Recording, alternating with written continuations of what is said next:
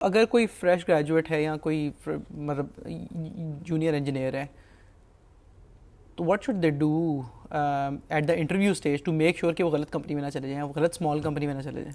اس میں آپ ایک تو یہ کہ آپ اسٹیک پوچھ لیں, ٹھیک ہے, آپ انٹرسٹڈ ہیں بھی کہ نہیں ہیں. لیٹ سے آپ نے انٹرویو دیا ہے کمپنی میں اور آپ کو پتہ ہی نہیں ہے کہ وہ کس اسٹیک میں کام کرتی ہیں, تو وہ بھی ایک چیز ہے. اس کے علاوہ اگر وہ ایک ڈیڈ ٹیکنالوجیز پہ آلریڈی کام کر رہے ہیں تو اٹ ڈزنٹ میک سینس کہ آپ وہاں پہ جا کے جاؤ انٹرویو دو, کیونکہ ایٹ دی اینڈ وہ آپ کو سوئچ ہی کرنا پڑے گا, مجبوری بن جائے گی آپ کی, ٹھیک ہے. اس کے علاوہ آپ پوچھ سکتے ہیں کہ ان کے پاس سینئرز لوگ کتنے ہیں, ٹھیک ہے, کہ کیا کمپنی کے اندر کوئی 2 3 4 5 سال والے بندے بھی بیٹھے ہوئے ہیں یا نہیں بیٹھے ہوئے, اور ان سے آپ انٹرویو میں پوچھ سکتے ہیں کہ شروع میں میری ٹریننگ ہوگی کہ نہیں ہوگی. اور انٹرویور کا حق ہوتا ہے یہ چیزیں بتانا, وہ اس کا فرض ہے, وہ بتائے گا آپ کو, ٹھیک ہے. آپ کوسچننگ نہیں کریں گے نا تو بتائے گا بھی نہیں کوئی. رائٹ, ہاں, I think that is a great plan. اگر آپ سمپلی یہ کہہ دیں کہ مجھے بس بتا دیں کہ what can I expect in the first 3 months, تو وہاں پہ آئی تھنک کہ انٹرویور یا کمپنی یا ایچ آر کوئی بھی اف دے آر ٹروتھفل تو وہ کافی اچھا فلٹر ہو جائے گا. If they tell you, so I think کہ مطلب آئی تھنک اسمال کمپنی کے پاس شاید 3 month کا بفر نہیں ہوتا, لیکن I think at least 6 weeks تو ایبسلیوٹلی نان نیگوشیبل ہونا چاہیے کہ یار 6 weeks تو ہم ٹریننگ پہ لگاتے ہی لگاتے ہیں, اس کے بعد ہم کچھ کرتے ہیں, right. Any thing is better than nothing, ٹھیک ہے. اگر کچھ بھی نہیں کروایا جا رہا, ڈائریکٹ اسے ایک کہا جا رہا ہے کہ آپ آ کے کام کرنا شروع کر دو, ڈائریکٹ پروجیکٹ, وہ تو ریسیپی فار ڈیزاسٹر ہے, تو وہ آپ یو آر سیٹنگ ہم اپ فار فیلئر, تو اس کی ضرورت ہی نہیں ہے اس کام کو کرنے کی.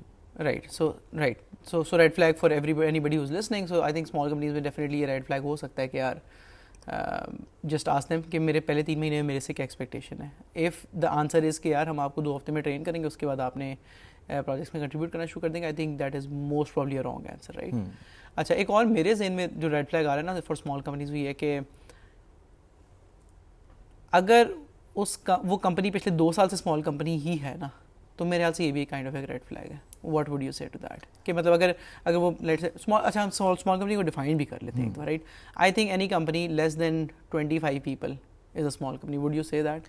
ہاں, ڈپینڈ کرتا ہے, لیکن اگر وہ 25 کے 25 جونیئرز ہیں دین اٹس اے اسمال کمپنی. لیکن اگر وہ 25 سینئر لوگ بیٹھے ہوئے ہیں نا, تو آئی ڈونٹ تھنک سو وہ کنسیڈر ہوگی اسمال کمپنی, کیونکہ وہ ہائی ویلیو ورک پش کر رہے ہوں گے اور وہ ایک ڈفرینٹ اسکیل پہ کام کر رہے ہیں. That's a good point. ہاں, ٹھیک ہے. تو ان میں فرق کیسے پتہ چل سکتا ہے ایز این آؤٹ سائڈر؟